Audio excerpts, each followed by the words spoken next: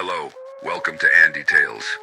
After watching the video, make sure there's no one else in the room. Don't forget to write your city and the time in the comments.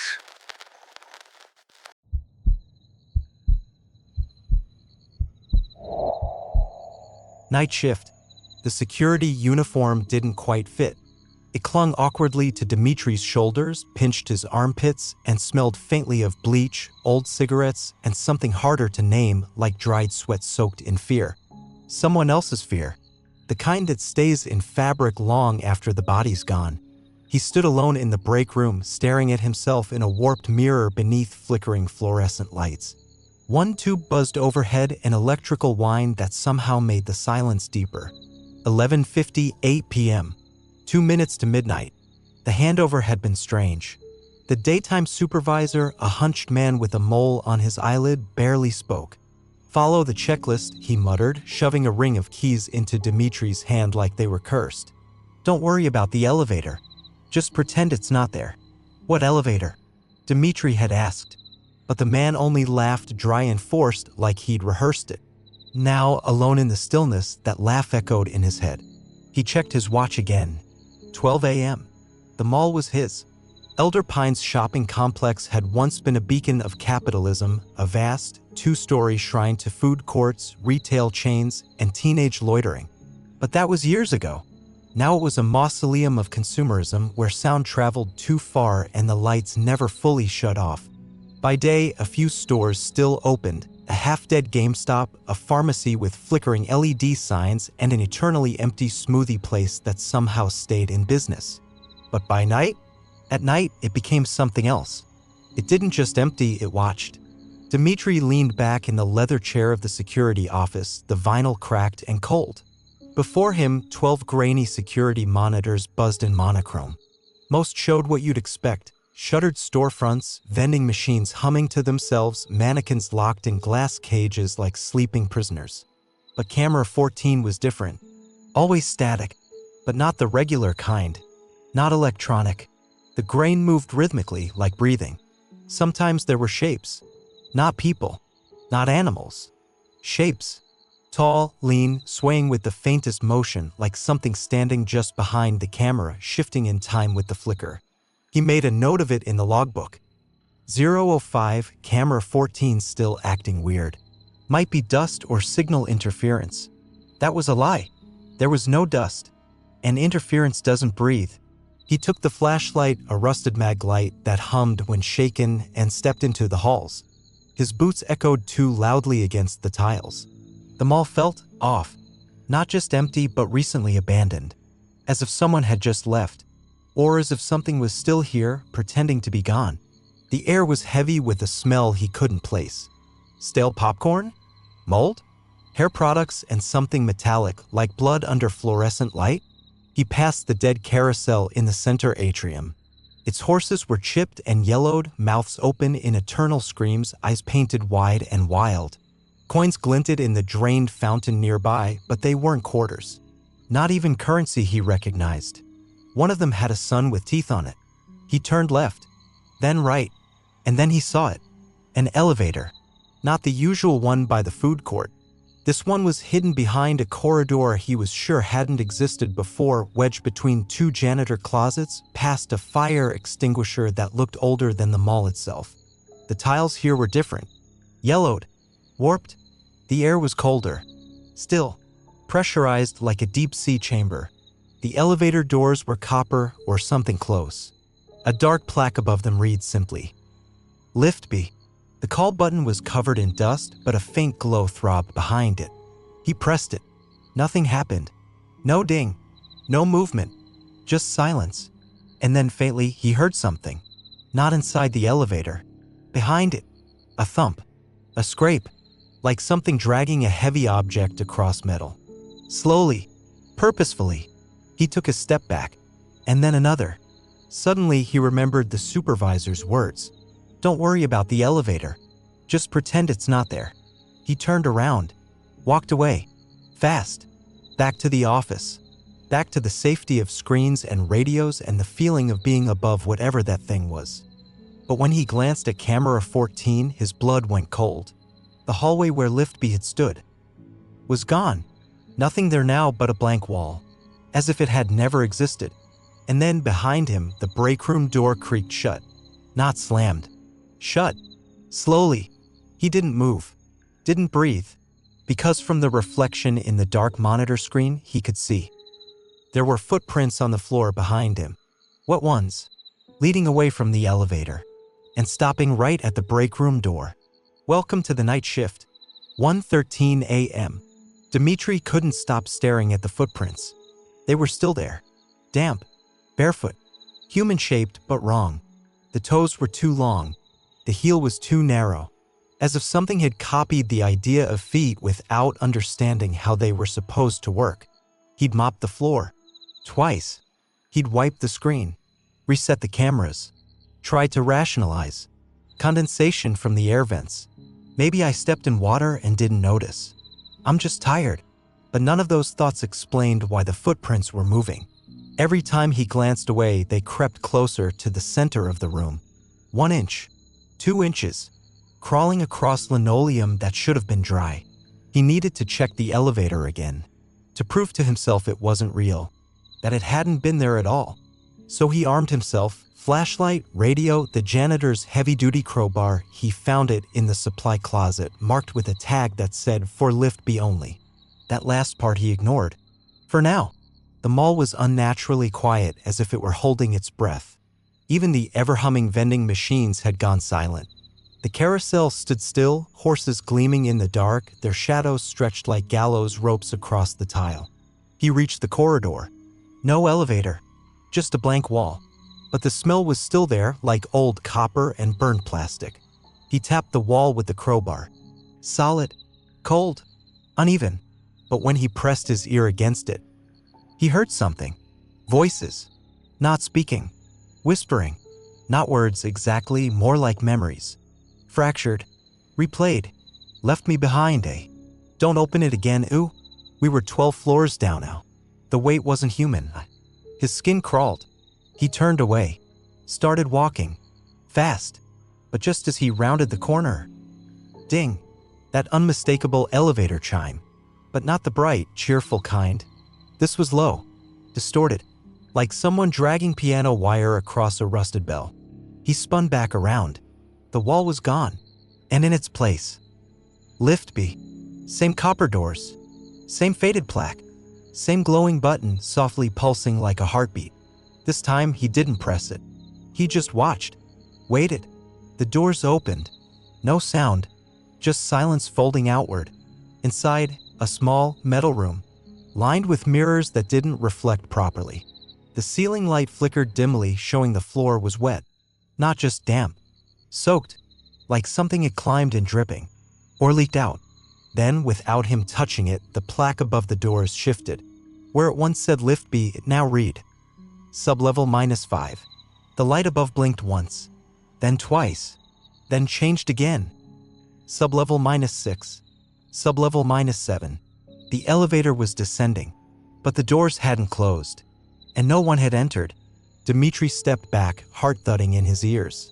Then something rose into view. A shape. At the very back of the elevator. Not standing. Not crouching. But folded. Like too much flesh crammed into too little space.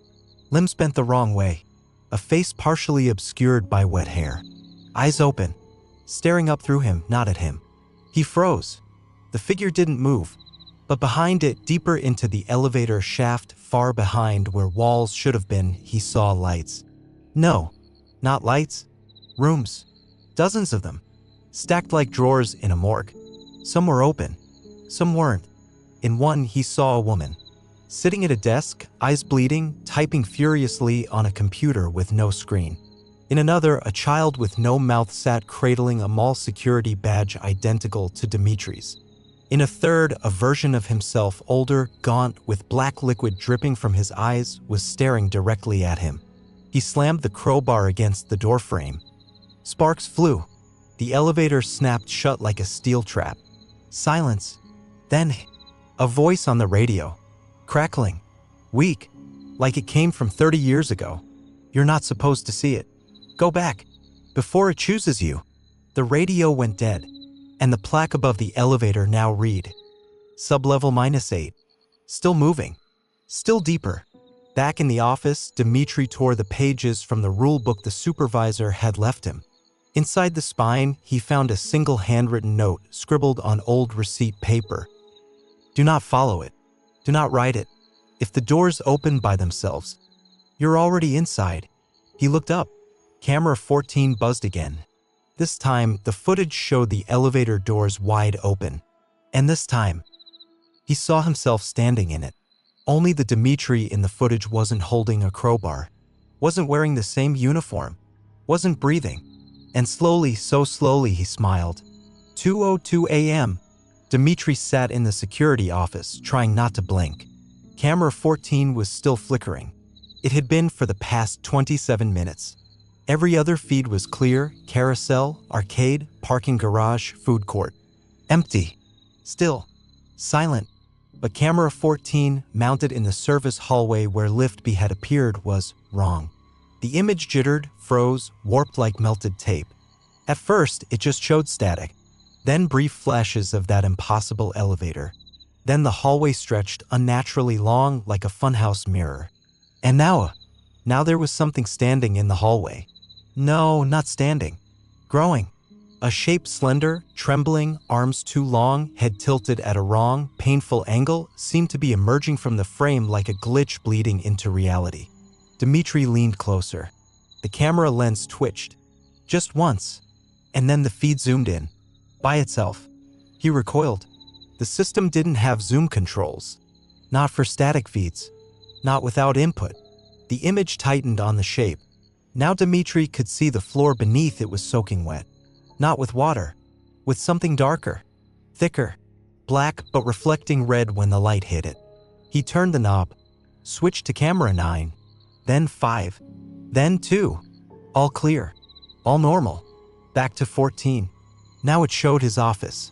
Not the hallway. His office. From the same angle as the camera above his head. But he didn't have a camera pointing into the room. Only out. And yet, there he was on screen. Sitting. Breathing heavily. Watching himself. Watching the screen. How could the camera show what didn't exist? The version of him on the feed blinked. Then turned toward the ceiling. Toward the source of the camera. Dmitry slowly raised his head. Nothing there. No camera. Back to the screen. Now his on-screen doppelganger was smiling. He stood abruptly, chair scraping behind him, and the feed glitched again. Now it showed a date. In the bottom corner, where there used to be a timestamp, were 3 lines of glowing red text. Recording, April 19th, 2036. Subject, Dmitry M. Status, degradation begun. He blinked. 2036? That was 11 years from now. And degradation? What did that mean? Suddenly, the image froze. And then, just for a split second, the frame flashed white, revealing a single still frame. Dmitry's face, but not as it was now. Pale, hollow, mouth stretched far too wide, eyes bleeding black. Behind him, in that free frame, something towered over his shoulder. A figure, vague, skeletal. Its head a void, its arms like wires. Its fingers were pressing down on his skull. Then the frame blinked back to static. His radio crackled. This time, the voice wasn't distorted. It was his own. Stop watching. The more you look, the more it sees. He dropped the radio. Spun around.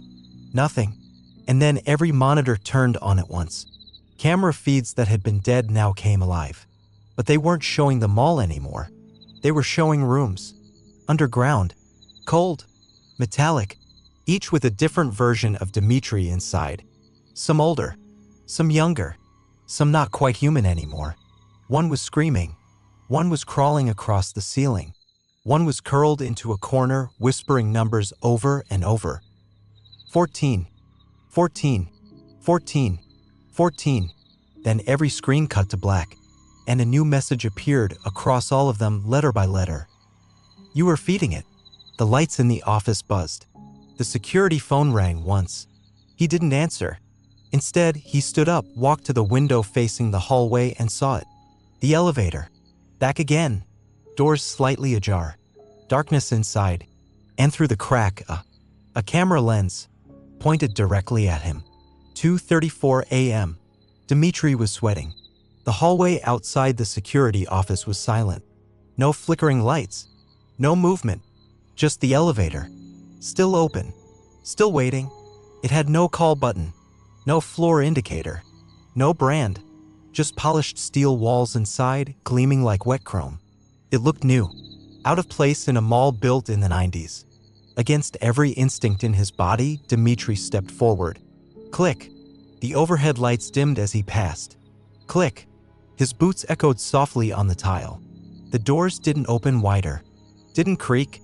They simply accepted him. As he stepped inside, he realized the interior had no panel. No buttons. No emergency phone. No inspection certificate. Only 4 mirrored walls. And his reflection, multiplied infinitely, stared back at him. Except, one of them didn't move. He froze. His own face blinked. But the one on the left just stared. Expressionless. Unblinking. Too still. He raised his hand. Slowly. Every reflection followed except that one. The elevator doors slid shut behind him. Softly. Silently. The lights above began to flicker in a strange rhythm. Like breathing. Suddenly, the mirrors rippled, as if the reflections were made of liquid glass. And the still Dmitry, the one that wasn't moving, smiled. It was wrong. Too wide. Lips peeling back, exposing gums. Its eyes sank deeper until they looked like sockets burned into wax. Then it pressed its palm to the glass from the other side. And his breath caught in his throat because he felt it on his own skin. Like ice. Step forward, the reflection whispered. The sound didn't come from outside. It came from inside his own skull, vibrating through his teeth. One step and you'll see what you forgot. Dmitry didn't move. The lights dimmed again, and in the mirrors, the infinite reflections began to shift. They no longer showed him. Now they showed people. Shadows. Faces screaming. One woman slammed her fists against the inside of the mirror, blood trailing down the surface like rain. A child sobbed silently in a corner. An old man was on fire but didn't move. And then, one mirror showed his mother. Alive, as he remembered her, but standing in darkness, mouthing something. He stepped closer. The mirror fogged. Words began to appear in the condensation written from the inside. You left US.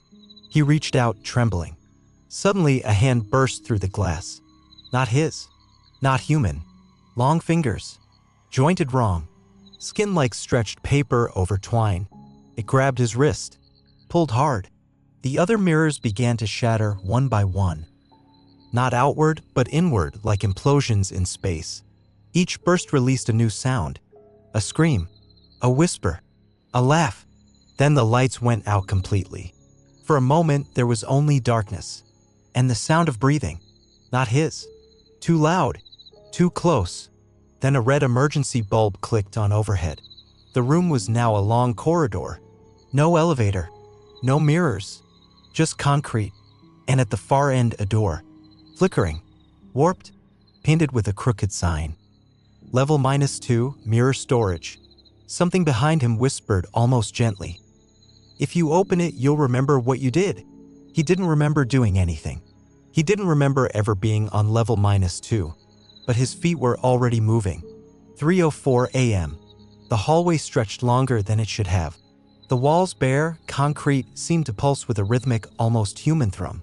The flickering red bulb overhead was the only light in the entire corridor, casting harsh shadows that seemed to dance just beyond the edge of Dmitry's vision.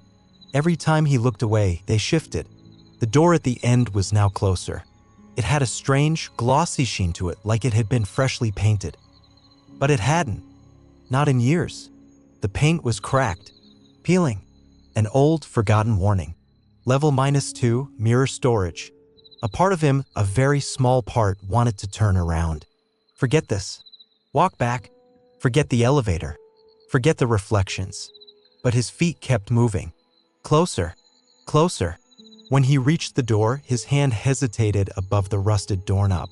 For a moment, he could hear a faint scratching sound. Like nails on concrete. His pulse quickened. A sharp breath. His hand closed around the cold metal. Click. The door creaked open. The room inside was dark, but not empty. No, it was filled. Hundreds of mirrors stacked against the walls, leaning at odd angles. Some cracked, some whole, all silent, all waiting. But the moment the door opened, a wave of cold air hit him, and with it, voices. He'll never leave. Do you remember? The whispers came from every corner. They didn't come from his own thoughts. No, they were separate, real, hungry. He stepped into the room. The door slammed shut behind him. The mirrors were alive. In one, he saw a little girl with hair like smoke staring back at him through cracked glass. She didn't speak, just smiled. Then she wasn't there anymore. The reflection showed something else. Something wrong. Another mirror, one near the corner, showed a figure draped in shadows, tall and thin. Its face was blurred, but Dmitry felt it look at him. Eyes. So many eyes. And then, in the largest mirror, Dmitry saw himself, standing perfectly still, looking directly at him. Not the reflection of himself that he knew. No, this was something more hollow. It smiled, but it wasn't his smile. It was wider, more unnatural. Its eyes burned like black coals. He stepped backward, but the walls closed in on him. The mirrors shifted, changed, no longer showing the same reflections. He turned. There was a sound, something moving behind him, fast. When he glanced back, a shadow was there, stretching across the floor. Too long, too thin. It whispered again, low and rasping. You should have never come back. The temperature dropped. His breath became visible in the air, misting out in tiny clouds. He wanted to run, but his feet were rooted to the floor. And then he heard it, the sound of footsteps. Heavy, slow, drawing closer, closer. A deep voice, familiar, spoke from the dark. Do you remember what you did? The mirrors responded, showing fragments of his past, memories he didn't want to face. Faces, people, places, things he had forgotten. And then, a whisper again. Soft, just behind him. One of us is coming. Dmitry spun around. His breath caught in his chest. But the space was empty. Empty except for the mirrors. And their stares. Something was wrong with them. Something was wrong with him. And the whispers were getting louder. 3:24 a.m. Dmitry's heart pounded, each beat echoing louder in the silence of the mirror room. His breath was shallow, quick, as if he had been running for miles. But he hadn't moved. Not since the moment the whispers began. He stumbled back, his hand brushing against one of the mirrors. Cold. Too cold. Suddenly, the shadows seemed to grow longer, twisting unnaturally as if the air itself were breathing. He blinked and then, the shadow moved. It stretched across the floor, thick and inky, wrapping around his feet like a creeping vine. He tried to pull away, but it held him fast. And in that moment, he saw it. A figure standing in the far corner. It was tall, dark, inhuman. A pair of eyes gleamed in the dark, deep and black like holes in the very fabric of existence. Those eyes locked onto Dmitry, and in the reflection he saw himself, but not the way he knew himself. This man, this shadow was him, but wasn't. It was all wrong. But Dmitry couldn't tear his gaze away. The figure stepped closer. With each movement, the shadows shifted. The whispers became louder, louder. They were more than whispers now. They were a demand. Remember. Dmitry clenched his fists. The cold, the weight of the shadows, the echoes of the past, all were pressing in on him. He wasn't sure if he could breathe anymore. He wasn't sure if he wanted to. It felt like drowning. Then came a sudden rush of memories, fragmented, broken, but powerful. Faces, voices, places. The fire. The screams. You killed her. The figure moved closer, its footfalls quiet, deliberate. Its form seemed to distort as if shifting between realities. Dmitry tried to move, but his body refused to obey. His mind, however, was wide awake. And the whispers, those horrible whispers, knew him. They knew everything. He closed his eyes, but the memories didn't stop. Flashes of faces, those people who had once trusted him. Those who had once loved him. But now they were nothing more than reflections. Empty, hollow. Like shadows, waiting.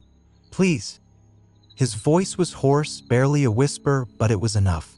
The figure paused, its eyes glinting like molten stone. Then it spoke, its voice deep, a whisper that wasn't really a whisper. "Do you remember the girl?" The memories hit him like a tidal wave. A child. A girl. Her name was Anya. The accident. The fire. Her scream as the flames consumed her. His fault. No. Dmitry jerked backward, but the shadow was faster. The reflection in the mirrors distorted, warping until the girl was standing in front of him. Her face was a twisted mask of flames and ash. She reached out, her fingers brushing against his chest. "You killed me." Dmitry gasped for breath. His knees buckled. He crumpled to the floor, clutching his head. The room spun. The whispers were louder than ever. He couldn't take it. He needed to wake up. He needed to escape. But the mirrors, they wouldn't let him. The figure stepped closer still. And now Dmitry saw it clearly. The face. His face. But older. Angrier. Broken. It reached out to touch him, and as its fingers grazed his cheek, everything went dark. When Dmitry opened his eyes again, the mirrors had gone. The room was silent. Too silent. He was alone. No whispers. No shadows. No reflections. But somewhere, deep within the emptiness of the room, he knew. He was not alone. 3:57 a.m. The world was silent. The mirrors were gone. The whispers faded into the background, leaving only the echoes of their torment. Dmitry opened his eyes again, and for a moment, he wasn't sure if he was still in the same place. The room felt different, more expansive, less suffocating, but something was off. He stood up slowly, his legs shaking beneath him. His body felt heavy, as though the weight of what had happened was still pressing down on him. The absence of the mirrors made the room feel strangely hollow. Dmitry looked around. Nothing. The floor was cold beneath his bare feet. The walls stretched infinitely in every direction, but there was no sign of the shadow. No sign of the girl. But there was something. Something behind him. He spun around, heart hammering in his chest. His eyes locked onto a figure standing in the doorway. The figure from before. But this time, there was no distortion. No shifting. The shadow was clear, solid. It wasn't a person at all. The figure was a reflection. A perfect mirror image of Dmitry himself. But this version was twisted. His face was pale, gaunt, like a corpse. His eyes were hollow, lifeless. Dmitry took a step back, confusion and dread seizing him. Was this it? Was this what he had become? The reflection didn't move, but its eyes locked onto Dmitry's, and for a moment it seemed like it was trying to reach him. Slowly, its lips parted. "You've escaped, but at what cost?" Dmitry's breath hitched. His hands trembled. The words cut through him like a blade. He was stuck, unable to look away. The reflection spoke again, its voice an unsettling mix of Dmitry's own and something far darker, colder. "You can't outrun your past, Dmitry. You can't outrun her." Dmitry shook his head, struggling to understand, to make sense of the impossible. He felt himself being drawn in, pulled toward the reflection, but he couldn't let it happen. He wouldn't. But then something changed. The air grew thick.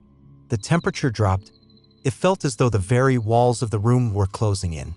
A shadow crept up the walls, curling around Dmitry's feet, snaking up his legs. It was the shadow again, the same one from before. The one that had held him down. "Run." A voice, different this time. Not from the reflection, but from deep within himself. A desperate cry for survival. Dmitry turned. He ran. But the room twisted as he moved. The walls shifted. The floor seemed to sink beneath him, his footsteps echoing as if they were swallowed by the dark. He felt something pulling at him, dragging him back toward the reflection, toward the place he couldn't escape. The room seemed to stretch on forever. Time had no meaning anymore. It was like a trap, an endless cycle of never-ending corridors. He could hear the whispering again, louder now, guttural, angry. "You cannot escape. Not from this."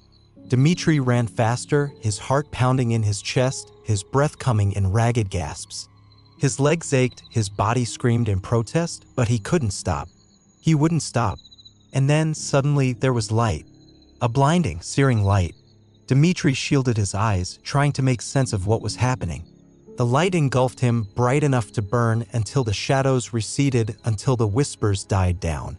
When the light faded, Dmitry found himself standing alone in a vast, empty room. He wasn't sure where he was anymore. The mirrors were gone, the shadows gone, the whispers gone, the reflection gone. It was over. But then, just as Dmitry thought he could breathe again, he heard a voice. It was soft, almost a sigh, but unmistakable. "You didn't escape." He turned, but there was no one. Nothing. Only the empty room.